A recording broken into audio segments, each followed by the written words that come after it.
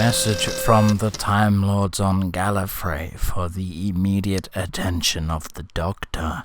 News has reached us of a plan to dominate the universe using a time instant replay unit, Tiru, being built on the second moon of the planet Regia. An evil force has taken control of the mining base and is refining the rare mineral heatonite. Regain memory and it's gone. Latest intelligence suggests that the Rejan moon complex is intended to lure the Doctor into the Master's clutches. Master is thought to be planning at... Okay. Splinx is now an improved programming language known as Cyborg. To use this highly structured but simple language uses Z and executes. Hey, I was reading that! I just wanted to know who Splinx was. Who's Splinx? Oh right, how could I forget? Splinx was the one-time Sixth Doctor Who companion who was a robotic cat. His only appearance was in Doctor Who and the Mines of Terror on the BBC Micropower from 1985. Shoot me in the head! Is this what we're doing? This is what we're doing.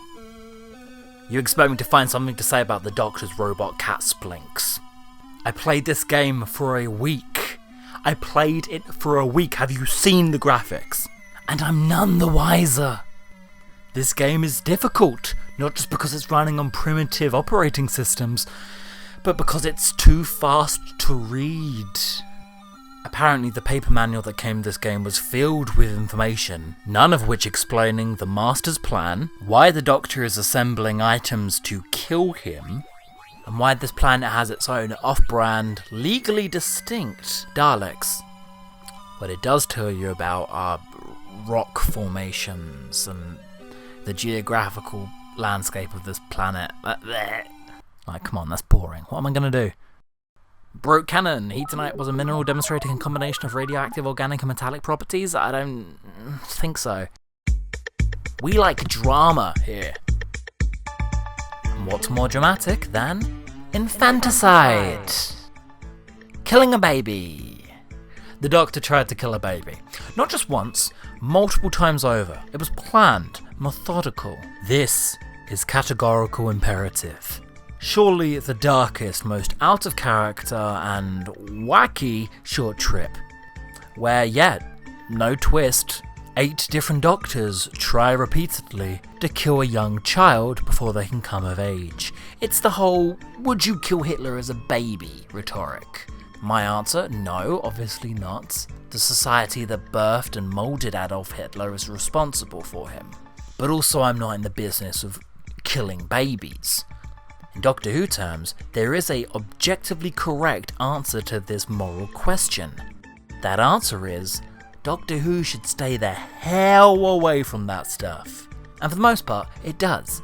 May I offer you my copy of Series 6 of Doctor Who? No, really, please take it. Let's Kill Hitler is an entire story about this, situating a screwball comedy in one of the most non-Doctor Who, not child-friendly or optimistic moral conundrums. The utilitarian approach in this are the bad guys, for trying to make the call at all. And your thoughts on the episode aside, you come away with a meta-sense, a meta-text, about Stephen Moffat exploring what kind of stories Doctor Who should tell. The Doctor is a children's hero. Questions like this and stories like this are not his world. Doctors 1 through 8 subjected Sarah Jane, Ace, Charlie Pollard, Jamie McCrimmon, Joe Grant, Susan, Perry and Tegan to this insane display. Oh, I hope you liked that adventure, my boy. We really showed those dinosaurs what's what. Anyway, now, let's go murder a kid. I would say these are their Doctor's respective best friends, closest companions. Why did any of them stay on board the moment this happened? Where the Doctor shared with them that he was attending a baby's christening, carrying a knife. The third Doctor carefully removes a silver knife from the package and prepares to use it. Jo is at the head of the queue with the mother trying to distract her. Sarah realises what the third Doctor is about to do and is appalled. The fourth Doctor tells her that in 52 years the baby will be murdered by his aides for the devastation to the planet he caused. All in attendance are 8 weirdly dressed hobos carrying a little silver knife, ready to make that call. The ultimate call. The one that the fourth Doctor had already grappled with, and came out the other side with a mature and peaceful philosophical angle befitting a character of his mythological status. And those were Daleks. Daleks that still had computer brains. But this human baby, I swear to God, he's gone too far this time. This time I'm gonna do it for real. This regeneration, I'm finally gonna get him.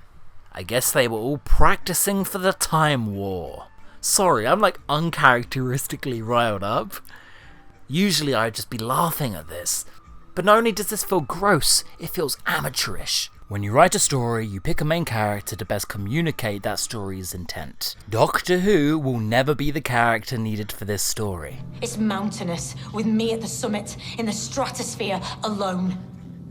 Left to choose. Do you get why I don't like this speech yet?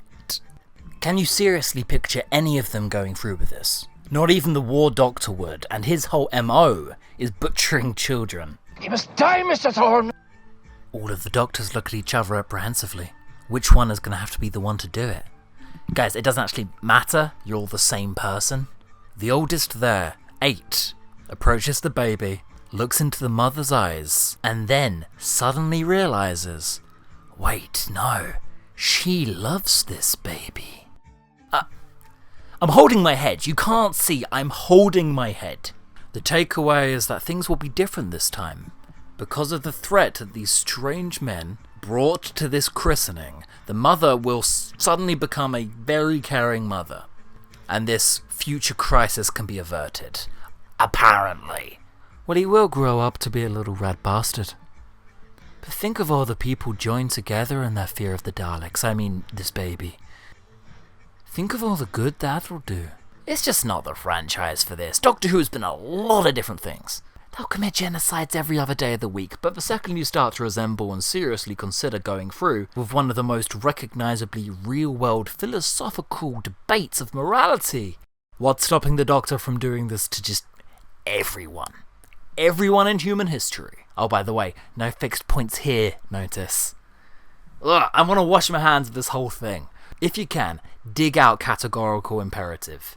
For all the wrong reasons, it's a must-read. Hey, if you thought that was bad, how about the time the Doctor killed 600 million people in the year 2003? Yeah, really, and they didn't come back, and it wasn't a cheat. Quick, guess which incarnation of the Doctor did this?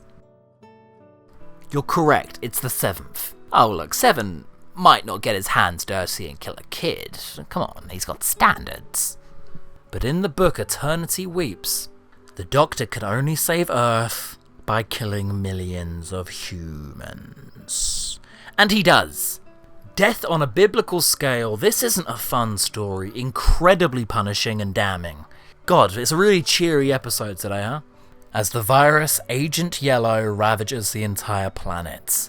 The only plan that the Doctor can come up with is liberating pinhead singularities from inside the moon as a last-ditch attempt to sterilize the Earth. VNAs? More like VN... Are you sure about that, Chief? There had to be another way. Eternity Weeps is a very Doctor Light book, instead focusing on the doomed failing marriage of Jason and Benny. Benny Summerfield. Not those two. They had a lovely relationship. Crazy sex life. Things start off pretty light-footed as the world tries to find the historic burial site of Noah's Ark. It's even a little bit funny at first. There's a human settlement on the moon, 2003. Bruce Springsteen is the President of the United States of America, and Liz Shaw makes a long-awaited return. Guess what? Within just a couple chapters, Agent Yellow has destroyed loads of Africa, loads of Europe, and almost all of Asia. Dead. Not a 2022 read. Oh, but how's Liz Shaw doing? She's a scientist, she'll be great for this story. Oh, Liz dies horrifically. Liz dies pointlessly, putting her own antivirus into effect. It's a really spiteful send-off for this classic companion. One that's been contradicted since, as she showed up for Sarah Jane Smith's, the Brigadier's, and the Doctor's funerals. I'd say the weirdest part about this is that even within its own range, so like its own self-contained continuity, there's books set before and after this in the year 2003. There's no world-ending virus. 10% of the population have not been killed by the Doctor. Remove 1/10 of the population. There's other VNAs that completely wreck the world and go Doomer mode, but they always revert it and get back onto the original timeline. This is the original timeline. Sorry, how much? 600 million people the Doctor burned up. Thank you to Oncoming Storm for recommending me this one. Fact number 3, something less despairing, please. Virions! There's a good chance the Virions are the craziest Doctor Who monsters of all. This species of alien would have been great in the last fact, but better late than never, I guess. The Virions are a culture of biological scientists. Nobody really knows anything about them other than the fact that they have a zero-tolerance policy for all viruses. We've never even seen one past its hazmat suit. Anything more than the common cold, and you will get wiped out by these guys. But they were infamous the universe over for the creation of a variety of biological weapons and agents. Sorry, I said this one was going to be happier. It's silly. We feeling like a bit of silly? Somehow, by containing and cataloguing every kind of flu, virus, contagion, tummy ache, what have you, they managed to develop superpower flus. Flus that, when infected, give you the ability to control minds, time travel, induce beneficial coincidences, liquid luck, the power to mutate the genetic structure of any living being, and wish granting. Hang on, no, you're telling me there's a flu out there that turns you into a genie? You can grant wishes by contracting the right virus in Doctor Who. And they do! The Virions can grant their own wishes. As you can tell, they would easily be the most powerful species in the series if they didn't have such a one-track mind. All these guys care about are like coming in SWAT teaming, working on a new vaccine, working on a new pandemic. The Bill Gates of the Whoniverse. That's a joke, I promise that's a joke. But they weren't always like this. In their very first appearance, this will surprise you, the 2007 Doctor Who storybook, 10th Doctor and Rose come upon them in a village where they're just trying to evacuate everyone. A really modest, small-scale affair. They're a bit like Jadoon, but instead of justice and crime, they're more about everything being clean. Many times in the years since, they appeared in Big Finish, and it becomes the Doctor's job to regularly make sure they don't incinerate Earth. What happened to make these guys so angry? Oh, right. And then there's the little fact that the Virions created all life. It is now the most widespread virus in existence. But if You know it better as life. A virus? All life in the universe was caused by a virus? No, but the mutation. Evolution. The constant capacity for change. That is the infection. Oh no. We have the cure. The Virions, a C-tier Doctor Who villain, created all life.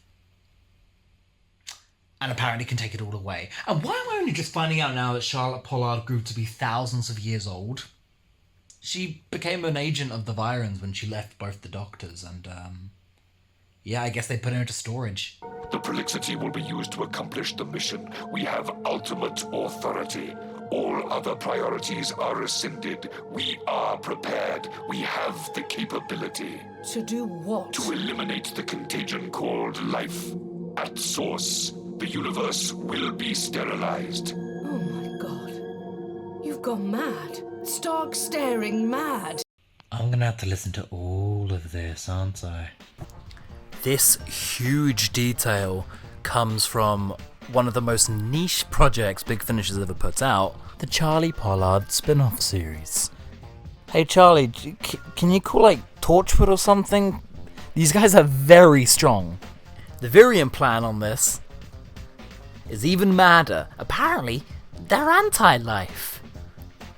And plan to completely expunge the spark of life and cutting off all life at the roots right at the very beginning. No life means no more germs. The ultimate detox. They plan to suicide reality bomb everything. But that plan only works because they put that spark of life there in the first place. The only reason Virions aren't a bigger threat is because the Daleks released a bunch of their plagues for funsies. That's what you get for skimping out on the Charlie Pollard series. What, you don't want to buy our new spin-off box set? Bro, Charlie Pollard discovered the meaning of life, existence, and everything. So, really, you're missing out. Thanks for watching, and thanks to the usual suspects for leaving that lovely tip on my Ko-fi page. Kings and queens, all. Next time, I promise a cheerier watch. We'll sing a song and everything.